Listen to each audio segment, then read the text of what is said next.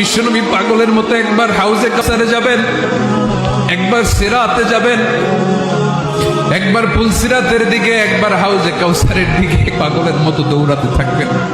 তার কোনো গুনাহগার উম্মত যাতে জাহান্নামে ঢুকে না যায়, সেদিন কেউ সুপারিশ করতে পারবে না বিশ্বনবী ছাড়া। এজন্য 5 নম্বর আল্লাহ বললেন, মান যাল্লাযী ইয়াশফাউ ইনদাহু ইল্লা বিইযনিহি। কার সাহস আছে, কার এত বড় বুকের পাটা কিয়ামতের কঠিন দিন আল্লাহর সামনে দাঁড়িয়ে সুপারিশ করবে? কারো ক্ষমতা, কারো ক্ষমতা নাই। বিশ্বনবী সেদিন সিজদায় পড়ে উম্মতের জন্য কাঁদবেন, সবাই কাঁদবে, নফসি নফসি, আল্লাহ আমারে বাঁচাও, আল্লাহ আমারে বাঁচাও। বিশ্বনবী বলবেন, উম্মতি উম্মতি। বিশ্বনবী আমার জন্য কাঁদবেন, আপনার জন্য কাঁদবেন, আমাদের জন্য সেদিন কেঁদে কেঁদে জাহান্নামের দরজায় দাঁড়িয়ে আমাদেরকে টেনে টেনে জান্নাতে ঢুকাবেন।